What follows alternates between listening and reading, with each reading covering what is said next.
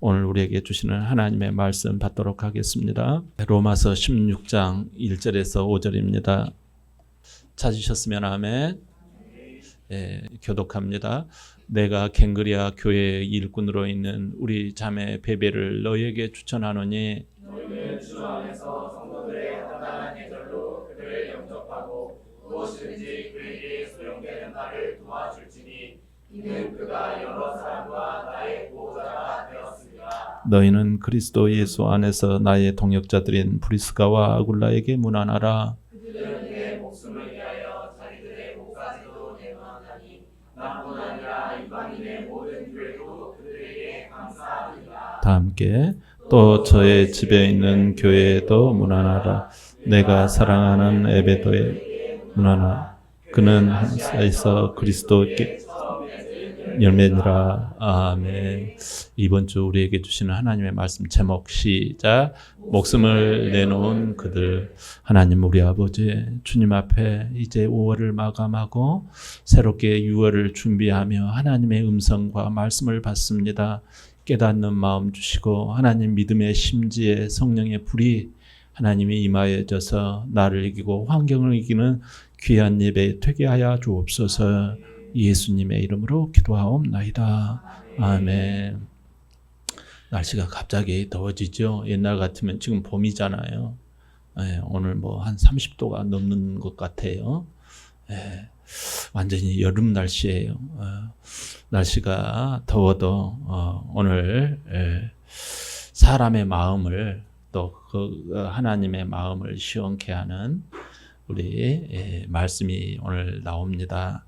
로마서는 바울이 쓴 편지예요. 자기가 세우지 않는 그 교회에 하나하나 친절하게 믿음이 뭔지, 교회 생활이 뭔지 이런 것들을요, 예수 믿는 게 뭔지를 하나하나 자세하게 친절하게 안내를 해 주어요. 1장에서부터 3장까지는요 모든 사람이 죄 아래에 있단다. 4장부터 5장까지는요 의롭게 되는 길이 있단다. 의롭게 된단 말은 죄인인데 죄가 아닌 사람, 의인이 될 수 있단다. 어떻게 해요? 믿음으로 된단다. 뭘 믿는데요? 그 내용을 설명한 게 4장, 5장이에요. 또 6장에서 8장까지는 이제 너는 새로운 피조물이라는 거예요. 새로운 사람이면 새 일이 너에게 있다라는 거예요. 그리고 9장에서부터 11장까지는 하나님의 놀라운 계획이 있다라는 거예요. 너를 향한. 그리고 우리 가족과 주변 이 세상을 향한 하나님의 놀라운 계획을 네가 알라라는 거예요. 그리고 12장부터 15장까지는 그 하나님의 계획과 그 일을 위해서 조직이 하나 만들어졌다라는 거예요. 그 조직이 뭐냐? 바로 복음의 공동체인 교회라는 거예요. 그리고 이제 갑자기 마감을 딱 짓습니다. 그러면서 따다닥 하면서 16장 오늘 마지막 장에 명함을 쫙 뿌리는 거예요. 26명의 명함을 쫙 뿌려요, 바울이. 그러면서 로마서가 끝나버립니다. 그 명함 안에는요, 복음으로 산 교회의 일꾼을 소개를 해요. 26명을 거론하고 하나님께 찬양하고 딱 맞춰버립니다. 여러분, 그 사람들 앞에 초반부에 나오는 사람들이 어떤 사람들인지 한번 볼까요? 본문 4절 한번 봅시다. 본문 4절 시작. 그들은 내 목숨을 위하여 자기들의 목까지 내놓았나니 나뿐 아니라 이방인의 모든 교회도 그들에게 감사하느니라. 아멘. 그들은 누구예요? 그들, 여기 그들. 그들을 알아야 해요. 그들은 교회의 동역자들이에요. 교회를 주의 종을 돕는 사람들이 동역자예요. 교회의 어려움을 회피하지 않고 기도의 동역자, 예배의 동역자, 헌금의 동역자, 봉사의 동역자, 전도의 동역자, 그런 사람들이죠. 내 목숨을 위하여. 이 말은 누구의 목숨을 위하여요? 바울의 목숨을 위하여. 바울이 죽어야 할 자리에, 그건 주의 종을 위하여 이런 말이에요. 자기들의 목까지도 내놓았나니. 이 말은 뭐예요? 그 교인들이, 그 동역자들이 자기 목숨을 걸고 교회를 위해, 복음을 위해 목숨을 내놓았다라는 거예요. 목을 내놓았다라는 것은요, 이 목숨값을 교회와 주의 종을 위해서 내놓았다라는 거예요. 교회는 여러분, 주의 종을 섬기는 것은요, 복음을 위하여 살아가는 것은요, 누군가 목숨을 내걸고 희생한 사람이 있기 때문에 교회도 세워지고 주의 종의 말씀을 힘있게 선포할 수 있는 거예요. 여러분, 그럴 때 교회가 영향력이 있고 하나님의 사명을 감당하는 줄 믿습니다. 오늘 나오는 바울의 동역자들 베베 집사, 브루스가와 아굴라 부부, 에베네도. 여러분, 브루스가와 아굴라 원래 로마에 살던 유대인이었어요. 근데 이 자기 머리, 인간의 꼼수로 세상을 제패했던 로마가, 그 당시 황제 글라우디오라는 황제가 하나님이 어쩌고 저쩌고 하는 것들이 보기 싫은 거예요. 그래서 유대인들을 다 내쫓아 버렸어요. 그때 쫓겨 나간 사람이 이 두 사람. 누구? 브루스가와 아굴라 부부인 거예요. 그들은 어디로 도망갔나요? 고린도 지역으로 도망갔어요. 거기서 갑자기 하나님의 섭리 가운데 거기서 뜻밖의 사람을 만나요. 누구예요? 그 유명한 전도자 바울. 선교사 바울을 만난 거예요. 그래서 거기서 만났는데 자기들이 하던 그 솜씨가 아무것도 없으니까 천막을 만드는 거예요. 그러다가 바울의 심부름으로 에베소도 가고 또 오늘 이렇게 로마로 또 갑니다. 다시 들어가곤 해요. 이 부부가 바울을 위해, 바울의 목숨을 위해 목숨을 바쳐요. 그 말의 의미는 바울을 숨겨준, 바울은요, 로마에서 이 로마 정권, 로마 정치에서 보면, 정부에서 보면 이 사람은요, 무서운 반당분자예요. 무서운 아주 이 나라를 해치는 그러한 사람이에요. 황제를 숭배하지 않고 무슨 예수님을 섬겨? 웃기죠. 그러니까 지명수배자나 같아요. 이 사람을 숨겨주고 이 사람에게 유익을 준다? 그건 큰일 난 거예요. 근데 브루스가와 아굴라 부부는 이 바울을 숨겨주고 바울을 위해서 같이 천막을 만들고 돈을 대주고 그러는 거예요. 정말 주의 종을 위해서, 주의 종의 그 사역을 위해서 이렇게 브루스가와 아굴라 부부는요, 들키면 목숨을 설사 잃지 않더라도요, 끌려가가지고 거의 어떤 일이 벌어질지 알겠지요? 수모와 천대를 당하는 거예요. 이런 그 위험한 지경에서 누가 막아줬다? 브루스가와 아굴라 부부가 이 바울을 막아줬다라는 거예요. 우리는 되게 사람을 어떻게 대합니까? 유익한 사람, 도움이 될 만한 사람을 이렇게 딱 스캔하잖아요. 저 사람 옷 입는 거, 저 사람 말하는 거, 저 사람의 직장, 저 사람의 월급, 저 사람이 얼마나 헌금하느냐, 이런 것 보고서 저 사람과 사귀어 쓰겠다. 이렇게 그런 눈치가 우리 안에 들어오지 않습니까? 인간인지라. 내게 도움이 될 만한 사람 같다. 저 사람 헌금도 많이 하니까 좀 친해야 되겠다. 그럼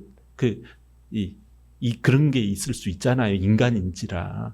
인간은요, 누구나 다 똑같아요. 좋은 게 좋아 보여요. 그래서 죄인 덩어리라는 거예요. 우리 모두가요, 연약한 죄인이에요. 그래서 인맥이 될 만한 사람, 그런 사람을 가까이 두고 싶은 게 우리 인지상정이잖아요. 근데 브루스가와 아굴라 부부는요, 정반대였다라는 거예요. 자신이 위험에 처할 수 있는데도 오히려 자신의 목을 내밀었다라는 거예요. 손익 계산서를 내미는 게 아니라 자기 목을 내밀었다라는 거예요. 하나님은요, 우리에게 손익 계산서를 내밀고 행하시는 분이 아니에요. 하나님 아버지는요, 오히려요, 엉망진창이고 괜히 우리들 손댔다가는요, 하나님 창피당할 수 있는 일을 오히려 하나님은요, 그 아들 예수님을 보내셔서 엉터리 같은 우리를요 고치시고요 새롭게 하신 줄 믿습니다. 우리 하나님은요 우리에게 내가 네한테 해줬으니까 손익계산서 야 이거 다 네가 채워줘 이런 분이 아니세요. 여러분 우리가 생각할 때 하나님은요 힘이 있고 센 사람, 영리하고 똑똑한 사람을 통해서 약하고 미련한 사람들을 구원해낼 것 같지요? 아니에요. 놀라워요. 하나님이 쓰시는 사람의 특징은요 이 어떤 사람을 쓰시는 거 아니? 자기 목을 내놓는 사람, 자기 목숨을 내놓는 그들을 통해서 연약한 자, 미련한 자, 엉터리 같은 인생을요 구원으로 인도하신다라는 사실이에요. 세상 기준으로 보면 안 맞는 거예요. 베베는 갱그리아 교회의 일꾼이었어요. 베베라고 하는 이 사람은 여성이에요. 근데 이 일꾼이라는 뜻은요 무슨 뜻인 거 아니? 바로 집사라는 말이에요. 집사라는 말이 무슨 뜻인 거 아니? 섬기는 자라는 뜻이에요. 우리가 집사님 이렇게 부르는 것은요 섬기시는 분 이런 뜻이에요. 옆에서 밥 먹는데 자기는 밥을 안 먹고 티슈 갖다 주고 물 갖다 주고 반찬 갖다 주고 이런 거 뭐가 필요하세요? 이런 사람이 집사라는 거예요. 자기는 나중에 먹어요. 손해보는 사람이죠. 손익계산서를 안 맞죠. 우리 오늘날의 이야기를 하면. 왜 내가 늦게 먹어야 돼요? 왜 내가 섬겨야 돼요? 그런데 이 집사라는 칭호를 누구에게 붙였다? 베베에게, 그 자매에게. 근데요, 이 집사라는 칭호는요, 그때 누구에게 주로 붙였는 거 아니에요? 남성분들한테 붙였어요. 그래가지고, 역시 남성이 돼야지 집사답다. 이렇게 사람들이 인식하고 무게감을 가지고 있었거든요. 근데 바울은요, 이 여성, 이 약한 이 여성을 세웠어요. 이 여성을 세워가지고, 일꾼으로 세웠다라는 거예요. 우리하고 생각이 틀리죠. 하나님이 쓰시는 사람은요, 똑똑하고, 하고, 폼 잡고 이런 사람을 쓸 것 같은데 안 그렇다라는 거예요. 이 연약한 여성에게 집사라고 불렸어요. 이건요, 복음이 그 사람 속에 들어오면 세상 기준과 이렇게 뒤바뀌어진다라는 거예요. 브루스가도 마찬가지였어요. 보통 부부를 소개할 때 어떻게 소개합니까? 남편을 먼저 소개해요? 여성을 먼저 소개해요? 남편을 먼저 소개해요. 근데 이 집안은 거꾸로예요. 이게 바로 브루스가와 아굴라 부부. 그럼 브루스가가 여성이에요? 남성이에요? 그렇죠. 아굴라가 남편이에요. 여러분, 이 공동체 안에서 두드러진 역할을 했던 사람이 누군가? 여성 브루스가라는 거예요. 하나님은요, 정말 겸손하게 섬기는 자를 더 알아주시고 그 사람을 통해서 하나님의 영광을 이루어 가신다라는 사실입니다. 어떻게 약하고 없는 사람을 이렇게 섬기고 웅크리고 우리가 환경을 타령하지 않고 그렇게 약한 내가 어떻게 그런 신앙을 가질 수가 있을까요? 마음이 중요해요. 따라합니다. 마음이 중요하다. 심령 속에 보화가 있었어요. 한번 마태복음 13장 44절 봅시다. 시작. 천국은 마치 밭에 감추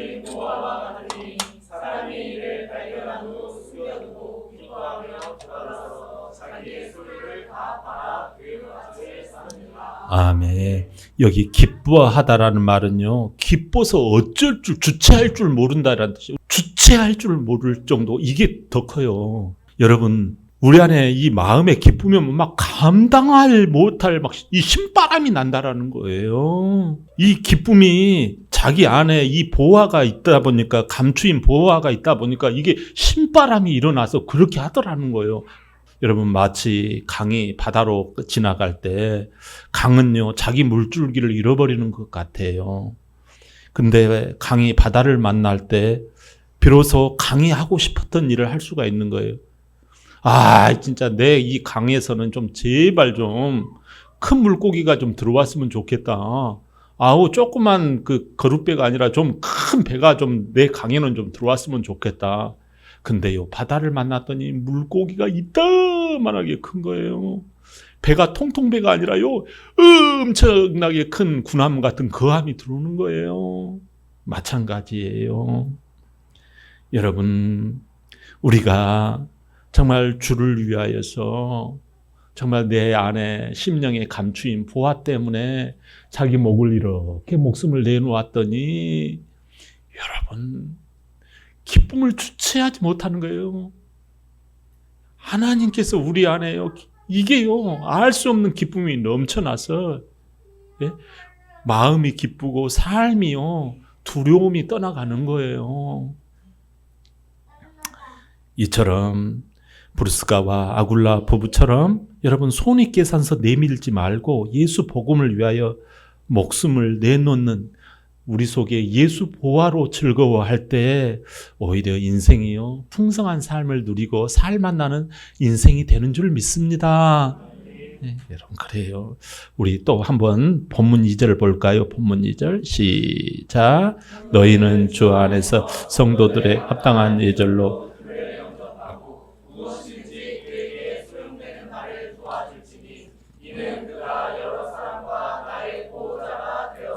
아멘. 여러분, 주 안에서 합당한 예절로 그를 영접하라는 거예요. 여러분, 지금 로마 교회에 와 있는 요 사람 편지를 들고 베베 집사가 아주 그냥 연약한 베베 집사가 와갖고 편지를 전하. 아우, 저까지 이렇게. 근데요, 합당한, 난생 처음 보는 사람에게 합당한 예절로 영접하라는 거예요. 고개를 숙이고 문안하라는 거예요. 여러분, 이 교회에 바울은 이 사람들이 나의 도움이 되었다라고 이야기를 해요. 여러분, 주의 종을 돕는 사람을 귀하게 여길 줄 알아라는 거예요. 교회 안에서 목사님을 돕는 사람을 귀하게 여길 줄 알아라는 거예요. 근데 어때요? 여러분, 합당한 예의와 매너로 마치 목사님을 대하듯이 대해라는 거예요. 어떤가요, 여러분들은? 여러분, 우리가 하나님의 일을 할 때 내게 손익계산서가 안 맞으면 어떻게 합니까? 여러분, 사랑하는 여러분, 내가 나에게 손해가 되고 내 감정에 기쁘지 않고 서운함이 오면 어떻게 합니까? 손익계산서 딱 따지죠. 여러분, 교회가 세워지려면 주의 종 바울을 돕는 이 베베 집사를요, 합당한 예절로 영접하고 그를 매너 있게 대할 때 교회는 세워져 가는 거예요. 심지어 바울을 향하여서도 마찬가지예요. 근데 어떻습니까? 우리는 하나님의 교회를 위해서 손익계산서로 내게 불이익이 있다. 내게 귀찮음이 있다. 딱 이게 계산 견적이 나오지요. 처음에는 누구나 순수함으로 시작합니다. 그러나 내가 열심히 예수님을 믿고 섬겼는데 바울 목사님이 나 안 알아주더라. 우리 권사님이 나를 무시하더라. 셀 모임에 자꾸 나오라고 해서 나 아주 그냥 손익계산서가 안 맞더라. 여러분, 손익계산서 당장 내밀지 않습니까? 서운해지는 거예요. 나만 이거 손해 아니냐. 교회에서 나는 누구도 인정을 안 해주더라. 목사님도 인정도 안 해주고, 권사님도 인정도 안 해주고 말이지. 나 서운해서. 서운하다는 소리는 못하지. 그러나 나의 손익계산서가 안 좋아. 여러분, 뒤에서 사단이 낄낄대고 웃습니다. 인정받고 싶은 마음. 더 깊이 들어가면 내가 얼마나 가치 있는 존재인데 나를 함부로 우습게 여겨. 이러한 목마름이 있는 거예요. 그 순간 여러분, 목을 내밀고 싶은 마음은 싹 사라집니다. 섬기고 싶은 집사의 직분 감당하고 싶은 마음 싹 사라지는 거예요. 알아도 안 하고 싶은 거예요. 하나님을 섬기는 척 할 뿐이에요. 사실은 사람들의 시선을 섬기고 있는 거예요. 나를 대접해주면, 나를 인정해주고 고개 숙이고 하자는 대로 다 하면 내가 할게. 여러분, 관객이 박수치지 않으면, 칭찬을 받지 않으면 무대에서 내려와 버려요. 마음에 손익계산서를 들고 있기 때문이죠. 결국 마귀는 하나님을 드라마 속에서만 만나게 하고 삶 속에서 공허함과 무의미함으로 가득해서 결국은 고통의 수렁으로 이어지게 만들어요. 얼마나 안타까운 일이에요. 이사야 58장 11절 볼까요? 시작. 여호와를 항상 인도하여 메마른 곳에서도 내 영혼을 만족하게 하며 내 뼈를 견고하게 하리니 너는 물된 동상 같겠고 물이 끊어지지 아니하는 샘 같으리라. 아멘. 여러분 참 놀랍지요. 우리 하나님은 생명의 근원, 생수인 줄 믿습니다. 생명인 줄 믿습니다. 만족하게 하며, 이 말은요 가득 채운다라는 거예요. 반쯤 채우는 게 아니에요. 그 메마른 땅을 완전히 적신다라는 거예요. 우리가 인정받지 못할 때 보이지 않는 존재, 무의미한 존재처럼 느껴져서 손익계산서를 늘상 주렁주렁 여기에 달고 다닐 때 예수님은 어떻게 하셨어요? 여러분, 예수님은 높으신 하나님의 아들이셨어요. 여러분, 세상 만물을 만드신 창조주셨어요. 마귀가 뿌린 내 삶의 공허, 내 삶의 무의미, 늘상 손익계산서를 여기에다가 늘상 달고 다녀요. 우리가 죄로 인하여서 저 밑바닥에 떨어져 버린 거예요. 기쁨도 없고 삶의 의미도 없고 얼굴도 퀭하는 거예요. 쉬어도 쉼이 안 들어오는 거예요. 그럴 때 저 밑바닥으로 오신 분이 누구예요? 하나님의 아들 예수님이 친히 왕자를 버리시고 밑으로 내려오셔서 말구유에 오신 거예요. 성탄으로 오신 거예요. 그래서 3년 동안 수많은 사람들의 허기진 것을 다 채워주셨어요. 심령이 가난한 자는 복이 있나니 천국이 저희 것이요 애통하는 자는 복이 있나니. 하나님께서 다 채워주셨어요. 우는 자는 복이 있나니, 미움을 받는 자는 복이 있나니, 핍박을 당하는 자는 복이 있나니. 우리 주님이 다 채워주신 거예요. 우리 주님이 우리의 죄를 갚으시려고 십자가에서 몸짓고 피 흘려 죽으셨어요. 여러분들이 손익계산서 들고 다니는 게 죄라니까요. 그 죄가 있으면 죄의 싹은 사망인 거예요.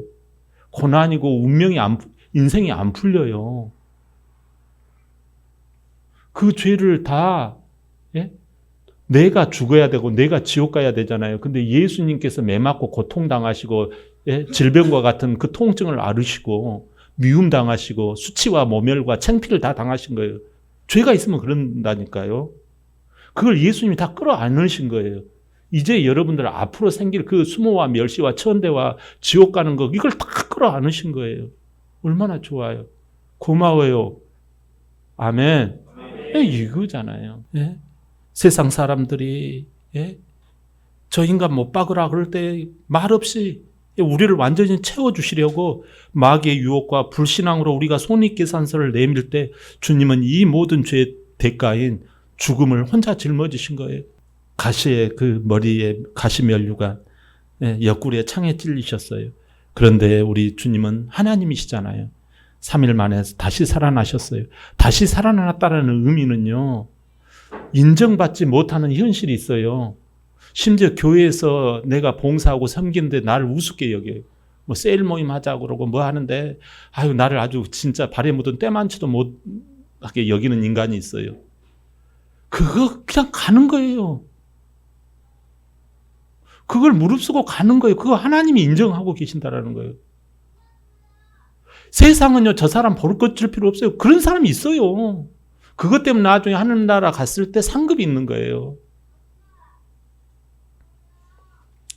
여러분, 세상이 나를 버려도, 세상에서 공허한 것처럼 느껴져도, 혼자 있는 것처럼 왕따 당하는 것처럼 느껴져도 너는 하나님이 붙드시는 존재란다.